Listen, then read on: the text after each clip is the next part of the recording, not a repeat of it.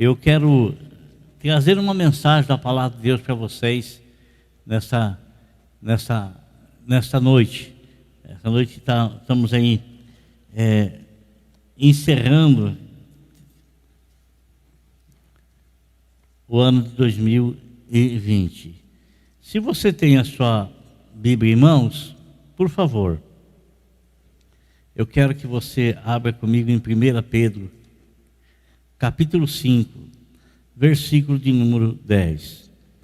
Pedro, ele escreve algumas recomendações aos presbíteros e aos jovens. Presbíteros é mesmo que pastor, mesmo título, como se fosse chamando de pastor. E ele se coloca como presbítero também nessa carta que ele escreve no capítulo 5.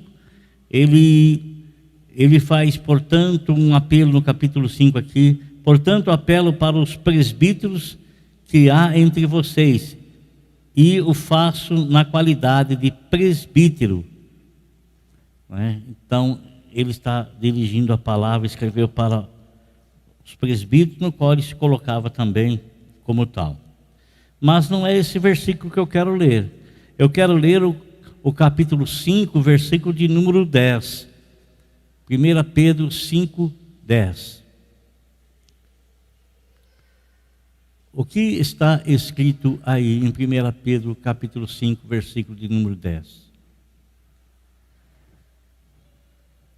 Está escrito assim: o Deus de toda graça, que os chamou para a sua glória eterna em Cristo Jesus, depois de terem sofrido durante um pouco de tempo, os restaurará, os confirmará e lhes dará forças e os porá sobre firmes alicerces. Amém? Eu vou ler novamente. 1 Pedro capítulo 5, versículo de número 10. O Deus de toda graça, que os chamou para a sua glória eterna em Cristo Jesus, depois de terem sofrido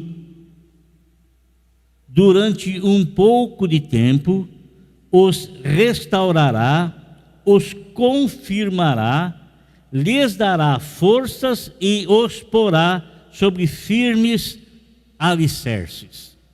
Senhor nosso Deus, nos ajude a falar aqui da Tua palavra, do Teu Evangelho, em nome do Senhor Jesus Cristo. Amém. Amém, irmão? As coisas são novas quando estamos em Cristo Jesus, nosso Senhor.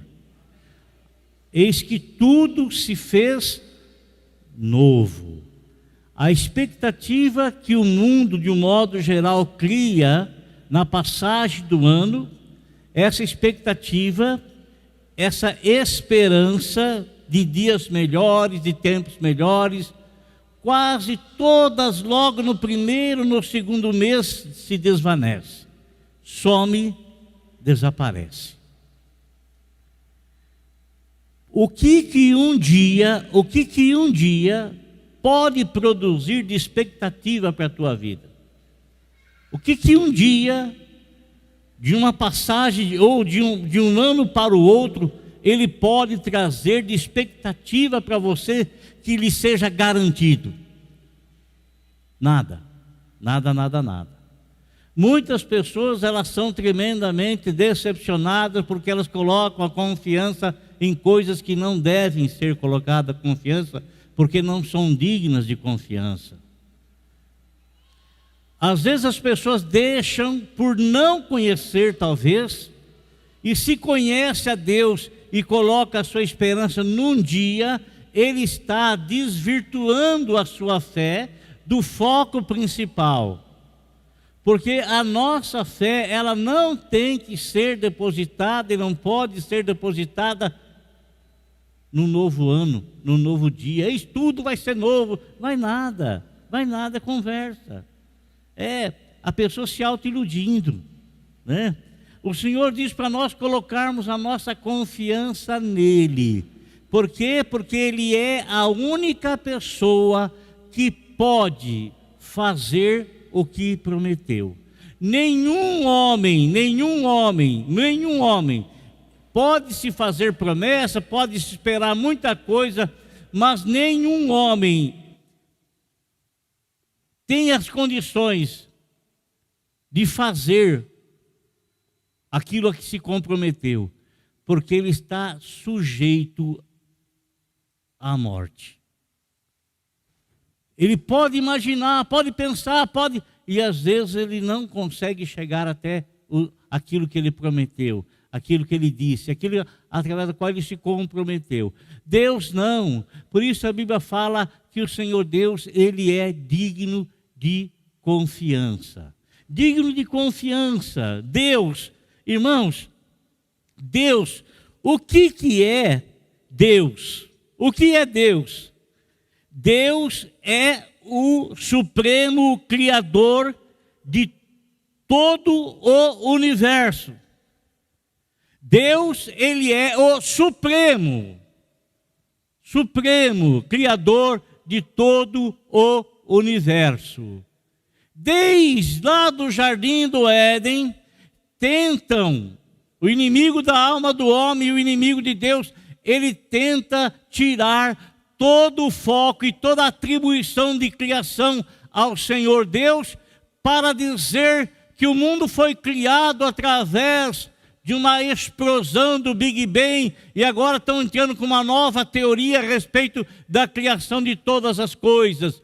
Mas para nós que acreditamos, que confiamos na palavra de Deus, e a palavra de Deus, ela dá testemunho do próprio Deus, que no princípio Deus, Ele criou os céus e a terra. Então Ele, o supremo criador de todo o universo, que não tem princípio e nem fim de dias, sabe todas as coisas e tem poder para fazer tudo. Deus é espírito, não tem limitações físicas. Deus é amor, Deus é pessoa. Ao mesmo tempo, é possível conhecê-lo e impossível compreendê-lo todo, porque Ele é muito maior e mais complexo que nós. A Bíblia é a revelação de Deus sobre quem Ele é. Qual é o Deus que você crê? Qual é o Deus que você deposita a sua confiança? Nesse Deus em que Ele inspirou os homens a escrever a respeito dEle, para que a pessoa o conhecesse através da revelação da palavra. Ou aquele que você crê, quem sabe está pendurado em algum canto lá na sua casa, ou quem sabe você anda com ele na carteira, ou quem sabe você tem a figura de uma qualquer coisa que você julga ser Deus em algum móvel, em alguma coisa. Irmão, não tem como fazer a figura de Deus, porque Deus é Espírito. Deus, Ele é o supremo arquiteto do universo, é o Criador de todas as coisas, é o conhecedor de todas as coisas, é aquele a quem todas as coisas são possíveis. Consequentemente, nós não podemos colocar a nossa confiança em qualquer outra coisa, a não ser nessa pessoa bendita, no Deus Criador do universo, meu Criador e seu Criador. Esse é digno de toda glória e toda graça. Então o versículo ele vai dizendo o seguinte: o Deus, que Deus? O Deus de toda graça. O Deus, que Deus? O Deus de toda graça. O que é a graça? A graça é um favor que eu recebo, é um benefício que eu recebo sem ter feito nada para merecer. O Deus de toda graça.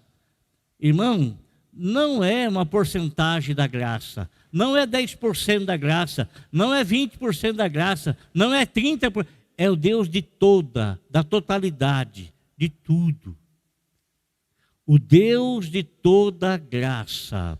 Às vezes, irmãos, nós não temos um conhecimento exato da manifestação dessa graça de Deus em nosso favor. Às vezes nós não conseguimos compreender, não conseguimos entender. Sabe por quê, irmão? Porque como é que pode uma pessoa fazer um enorme sacrifício, um enorme benefício para outra, sem que esta outra sequer merecia, sem que esta outra sequer tenha feito qualquer coisa para merecer? Por isso é o Deus de toda graça, porque onde abundou o pecado, superabundou a graça. Então, aqui está falando que esse Deus de toda graça, graça na Bíblia se entende como um favor, feito ou recebido. E o favor que nos traz a vida, a salvação, realizado por Deus pelo seu amor incondicional. O que é incondicional? Incondicional é porque Deus resolveu me amar, porque Ele resolveu me amar. É porque Deus resolveu te amar, porque Ele resolveu te amar. Você não fez absolutamente nada, nenhum tipo de condição, nada que merecesse o amor de Deus. O amor de Deus nos é dado incondicionalmente, sem fazermos absolutamente nada para merecê-lo. Agora veja bem, irmão, guarda algo que eu vou dizer para você em nome de Jesus. A Bíblia fala assim, que o verdadeiro amigo, ele dá a vida pelos seus amigos. O Senhor Jesus Cristo, Ele chama todas as pessoas de amigo. Todas as pessoas são amigas dele, porque Ele deu a vida dele por todas elas. Ele não as rejeita, ao contrário, Ele as aceita. Ele as convida para vir até a pessoa dele, até a presença dele. Mas, irmãos, muito embora o Senhor, sendo amigo de toda a humanidade, porque Deus amou o mundo, que deu o seu Filho unigênito, para que todo aquele que nele crê, então, Ele é amigo de todos. Mas nem todo homem quer ser amigo de Deus. Nem todas as pessoas querem ser amigas de Deus. Existe no coração do homem uma revolta, uma rebelião contra Deus, sem Deus nunca ter lhes feito nenhum prejuízo, ter lhes prejudicado em absolutamente nada. Existe uma revolta no coração do homem contra Deus. Contra Deus. Revoltado contra Deus. Às vezes, irmão, você vê essa situação dessa pandemia. Eu fico admirado com a ignorância de pessoas que dizem assim: onde é que estava Deus quando isso foi feito? Por que Deus não corta? Faça-me um favor. Por que Deus não faz isso? Ninguém manda em Deus, não. Ninguém ordena nada para Deus, não. Aquilo que Ele quiser fazer, Ele faz. E aquilo que Ele não quer fazer, Ele não faz e pronto, acabou. Ele é supremo, Ele é soberano, Ele é Senhor. Não foi Ele que fez Adão e Eva pecar. Não foi Ele que fez os descendentes de Adão e Eva pecar. Não foi Ele que provocou o pecado na vida de ninguém e que trouxe a desgraça na vida do homem, consequentemente a morte. Toda a podridão que existe não vem em absoluto, não vem de Deus. Deus é santo, Deus é justo, Deus é bom, Deus é onipotente, o amor dele para conosco é incondicional. E por que não acusa o autor do mal? Por que ninguém fala assim, o diabo que foi o causador de todo esse mal? Ninguém fala. Ninguém fala. o homem tem uma revolta no seu interior contra Deus. Isso chama-se rebelião. Rebelião. Aqui, irmãos, ele vai falando. A graça de Deus em relação ao homem não se manifestou em partes, mas em totalidade, como já disse, toda a graça de modo inteiro, totalmente. Então nós vemos aqui o Deus de toda a graça, na sequência do versículo diz assim, que os chamou. Pedro está escrevendo para aquele grupo de pessoas, então ele está dizendo Deus de toda a graça, que os chamou.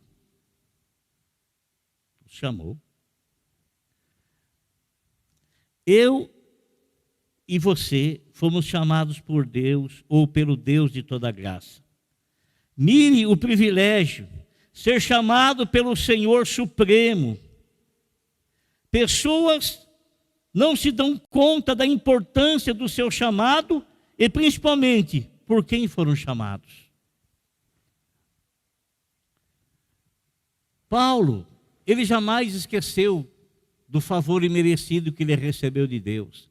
Na carta que ele escreveu ao seu filho na fé Timóteo, no 2 Timóteo capítulo 1, versículo 9, ele fala assim, que nos salvou e nos chamou com uma santa vocação, mas não em virtude de nossas obras, mas por causa da sua própria determinação e graça. Irmãos, você já percebeu o privilégio que você teve de ser chamado por Deus? Eu li aqui que Ele, o Deus de toda graça, nos chamou. Foi Ele quem nos chamou. A Bíblia fala que foi Ele quem nos amou primeiro. A Bíblia fala, que eu já disse no início isso, vou repetir, onde o salmista fala que quando ele estava sendo formado no ventre da mãe dele, o Senhor já o assistia. Paulo disse que quando ele estava no ventre da mãe, o Senhor já o havia separado. Ele recebeu o chamado posteriormente, mas o Senhor já no ventre havia chamado. Assim como nós, lá no ventre o Senhor nos assistia e o Senhor já havia nos escolhido lá, já nos havia chamado, já nos havia escolhido lá. Mas o nosso chamado se deu durante a nossa existência, durante a nossa vida. Nós tivemos um encontro com Deus pelo chamado que Ele fez por ter nos escolhido lá. Por ter nos escolhido lá. Ser chamado por Deus. Eu não sei, mas presta atenção numa coisa. Se você recebesse na sua casa um convite de uma autoridade da cidade conhecida, vamos usar um exemplo.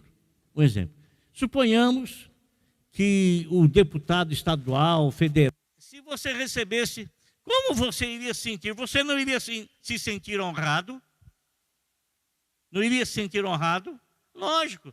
Você até poderia falar para os seus vizinhos, amigo, olha, recebi uma carta do deputado, ele quer falar comigo, ele me convidou para ir ao gabinete dele, tomar um café com ele.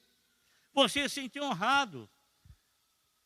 A grande situação, irmãos, é que nós, às vezes, não sabemos discernir nesse chamado que eu estou me referindo, chamado de Deus.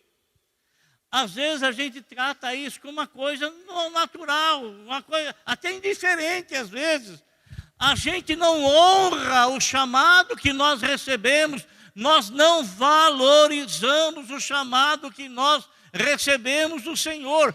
Você lembra que Jesus Cristo disse, não foi você que me escolheu. Não foi você. Simples assim. Então ponha na tua cabeça a importância que o Senhor Deus, o Senhor Criador do universo, a importância que Ele deu para ti, manifestando no convite que Ele te faz, no chamado que Ele te fez. No chamado. Você pode tratar isso com indiferença.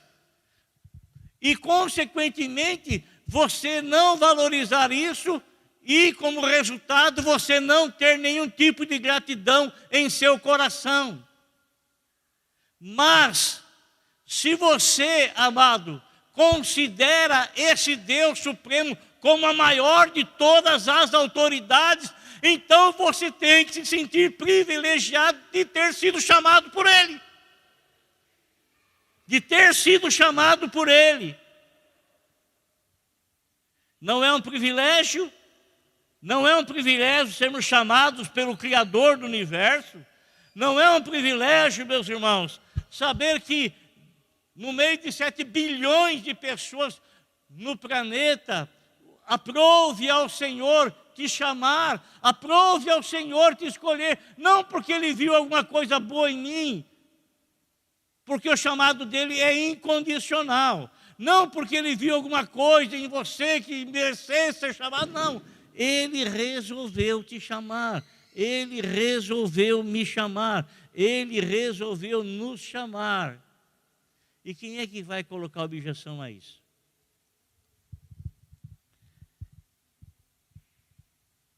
Então ele fala aqui, e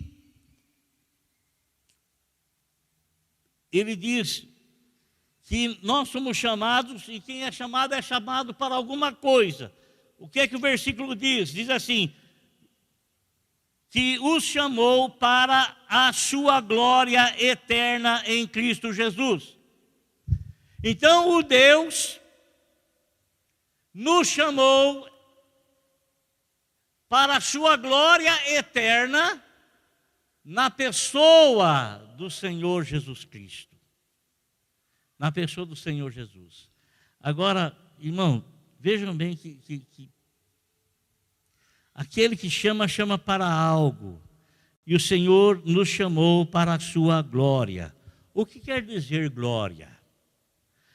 Beatitude celeste, bem-aventurança, céu, a glória do reino de Deus, excesso de grandeza, beleza, magnificência.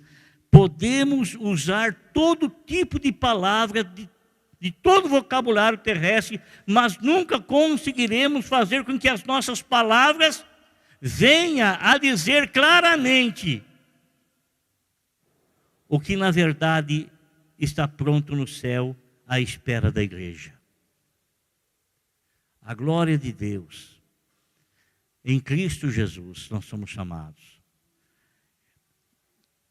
O apóstolo São Paulo disse, o olho não viu, o ouvido não ouviu, e jamais penetrou no coração humano o que Deus tem preparado para aqueles que o amam. Preste atenção, irmão, o que eu quero dizer para vocês. Você sabe, nós não temos nenhum relato, nenhum outro relato, não temos, na Bíblia Sagrada, de alguém que tenha visitado os céus e, consequentemente, após essa visita, voltou à terra para dizer o que existe no céu e como é o céu. Não temos. A única pessoa que nos mostra isso é o apóstolo São Paulo, num dado momento da vida dele. E eu tenho uma particular interpretação, minha interpretação. Eu creio que Deus mostrou essas coisas gloriosas, que eu vou falar um pouco sobre ela aqui, para o apóstolo São Paulo, devido às situações que ele iria atravessar de perseguição, de provação, de perigo de morte. Aí a gente vê o testemunho que ele narra em 1 Coríntios, o testemunho que ele narra em suas cartas, das coisas que sucederam em Romanos, que sucedeu a ele. Então ele diz que, como se ele estivesse falando de uma outra pessoa. Se é na carne, não sei, subiu até o terceiro céus. E lá ele viu e ouviu coisas inefáveis. Será que alguém iria contar isso para Paulo? Fala, Paulo, eu subi no céu, e Paulo estaria falando dessa pessoa, escrevendo a respeito dessa pessoa, não.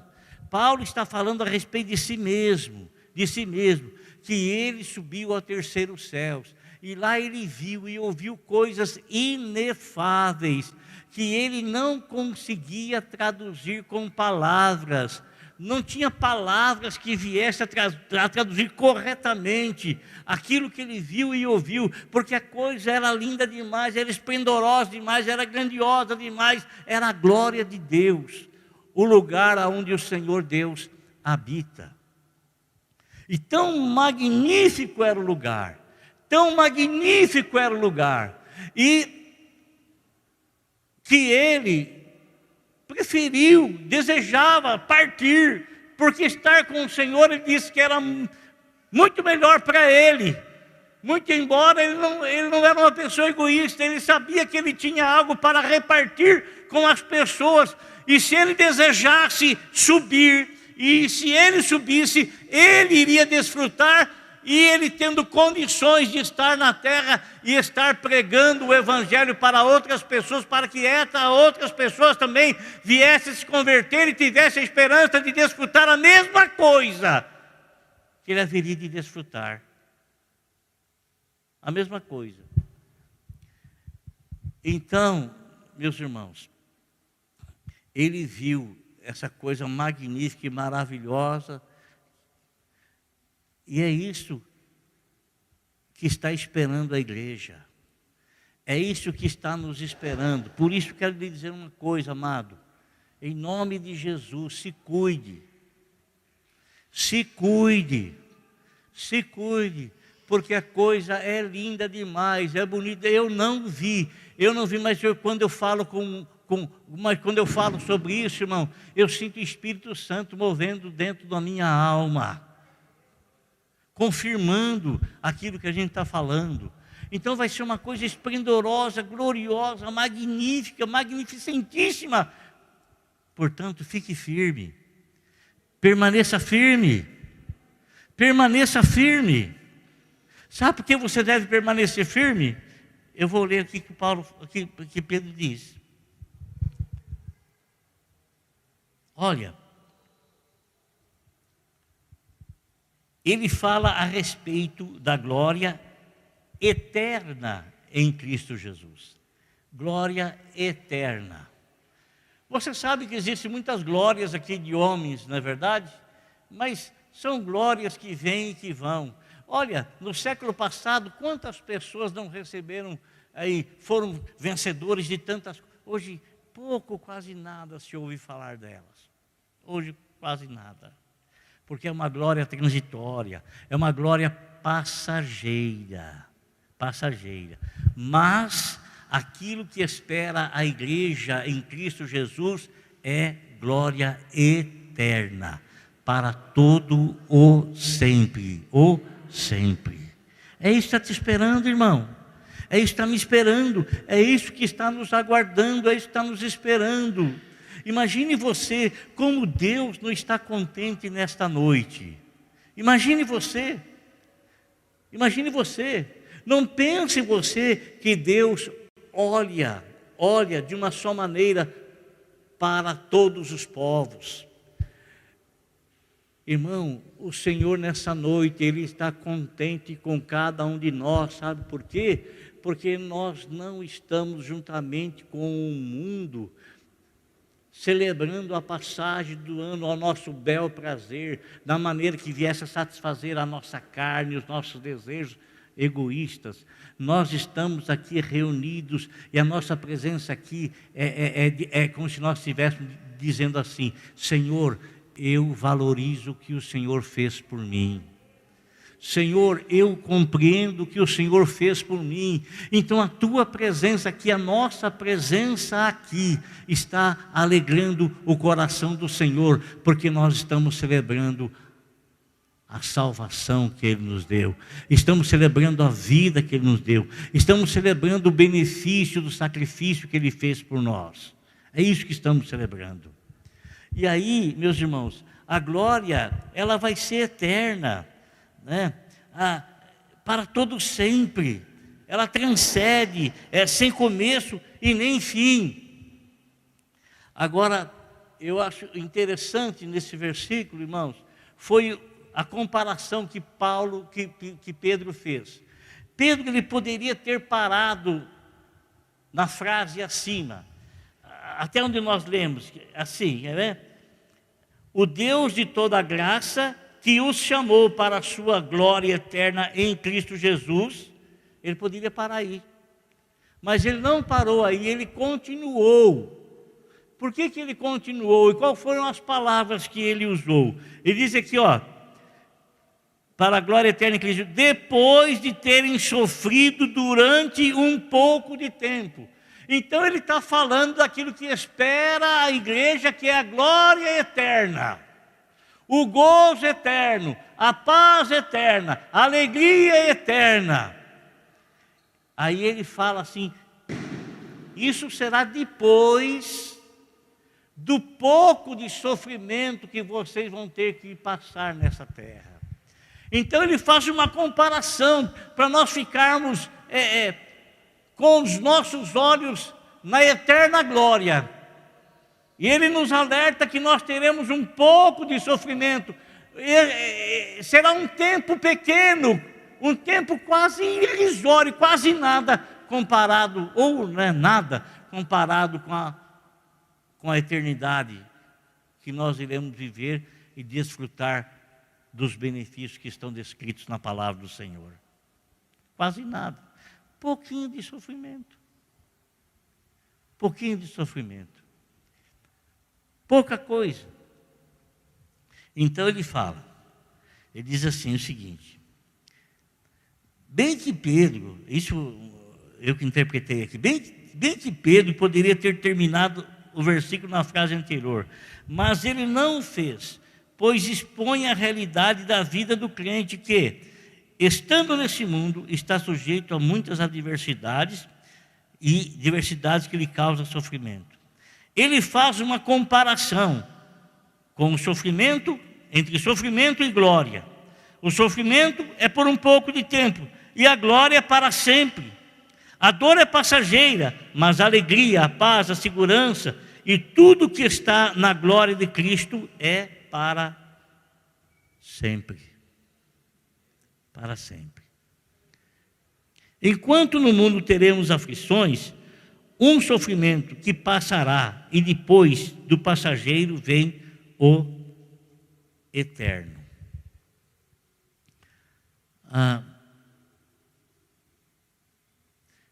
Na sequência do versículo, já estou terminando, viu, irmãos?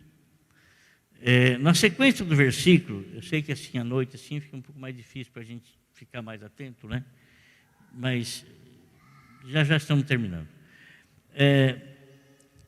Ele fala então esse pouco de tempo, aí os restaurará.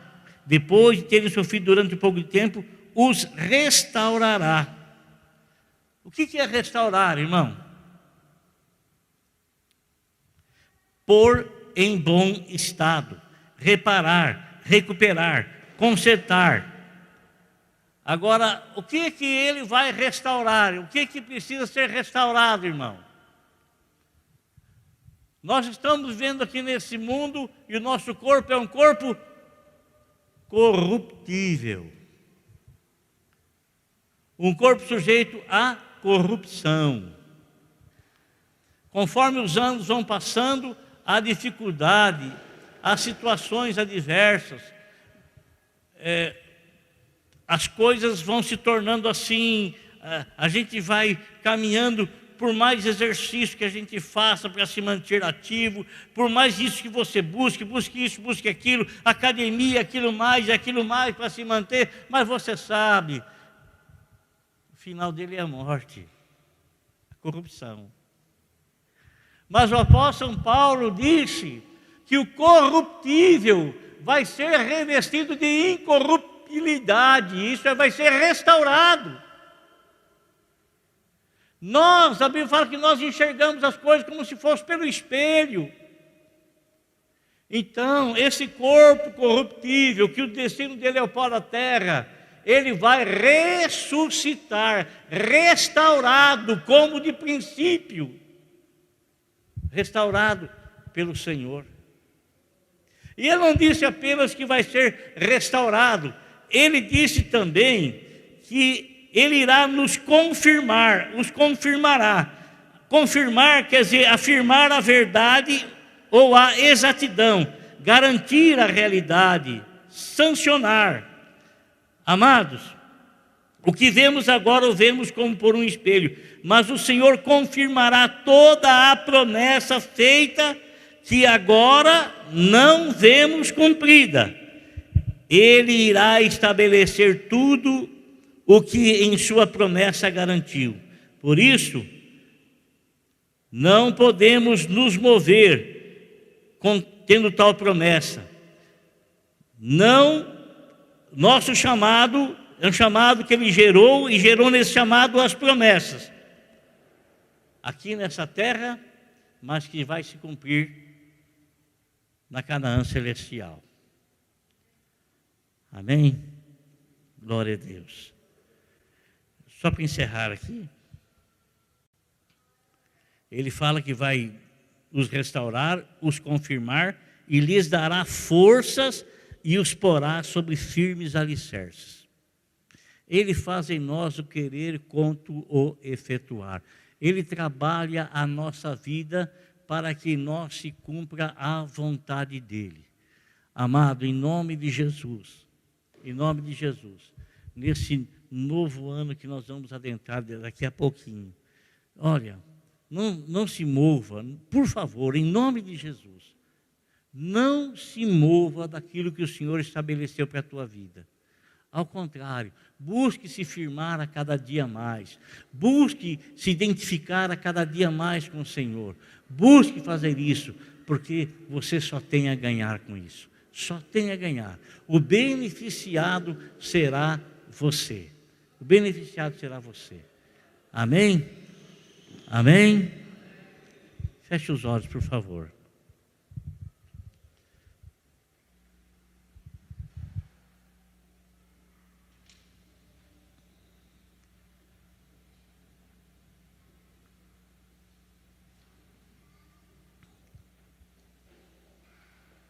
Nosso trabalho é confiar nele, descansar nele, esperar nele, servir a ele, e o resto tudo ele faz. Senhor Jesus, Senhor nosso Deus e nosso Pai bendito, graças eu te dou, Senhor, por tão magnífico e maravilhoso que tu tens sido para conosco. Graças eu te dou porque o Senhor é quem faz tudo em todos. Graças eu te dou porque o Senhor é quem traz o desejo e a realização em nosso coração. Graças eu te dou, Senhor, pela vida de todos esses amados irmãos.